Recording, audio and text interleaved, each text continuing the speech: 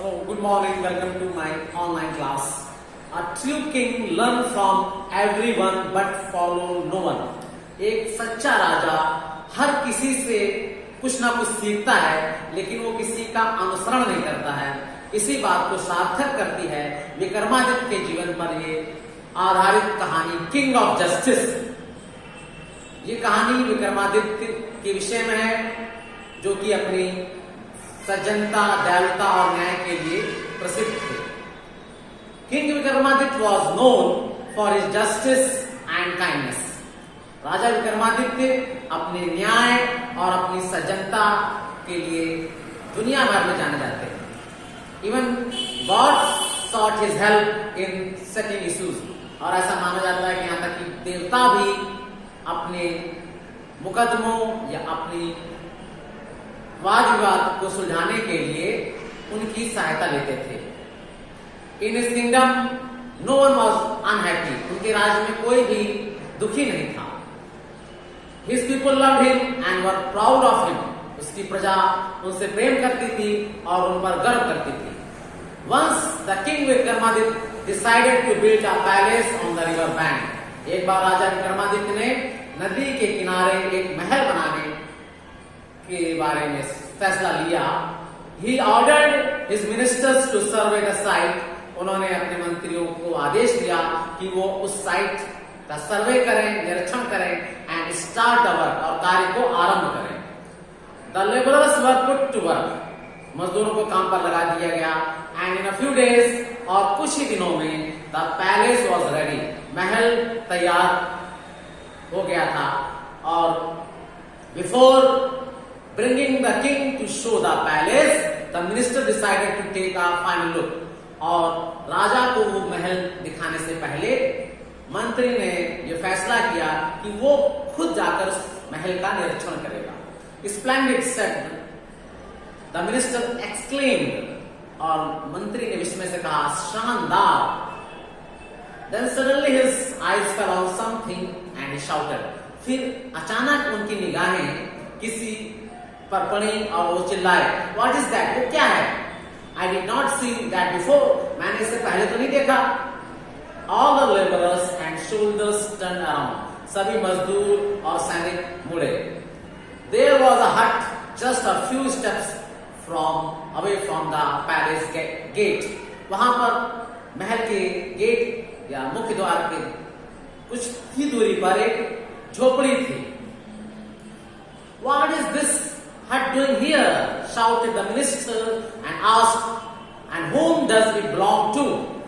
और मंत्री उस झोपड़ी को देखकर चीखा कि झोपड़ी यहाँ क्या कर रही है? और उसने अपनी बात को जारी करते हुए कहा, ये झोपड़ी किसकी है? Sir, it belongs to an old woman. श्रीमान, ये एक बूढ़ी स्त्री की है। She has been living here for a long time. वो यहाँ पर लंबे समय से रह रही थी। उस सैनिक ने जवाब दिया।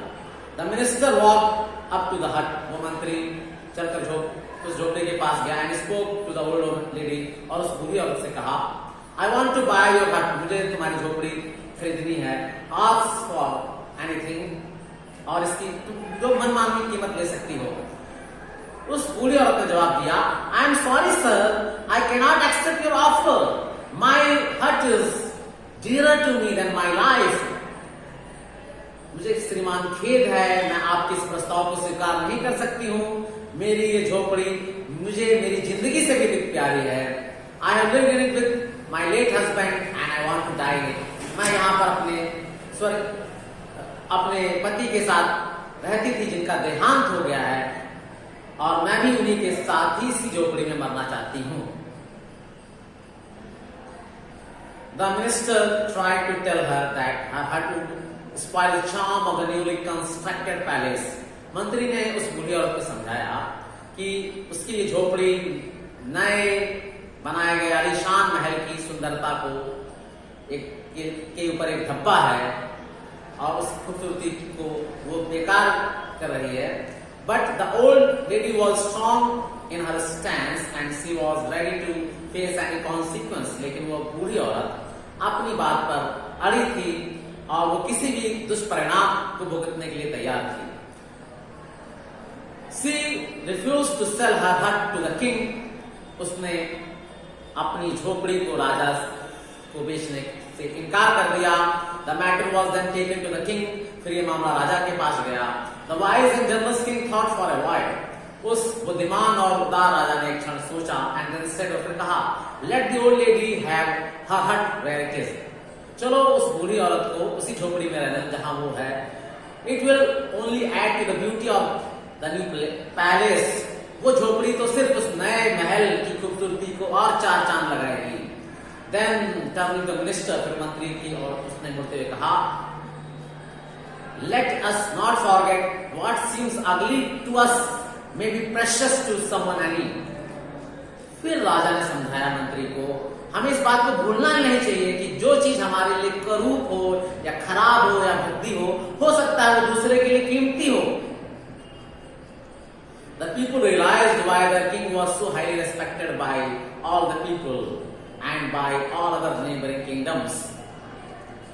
फिर लोगों को एहसास हुआ कि उनके राजा का जनता में इतना सम्मान क्यों है और आस पड़ोस के राजा भी उनका सम्मान क्यों करते हैं। ये कहानी हमें ये बताती है कि हमें हर व्यक्ति का जीवन में सम्मान करना चाहिए। आपको ये कहानी कैसे लगी इसे कमेंट बॉक्स में अवश्य लिखिएगा। Till then good bye.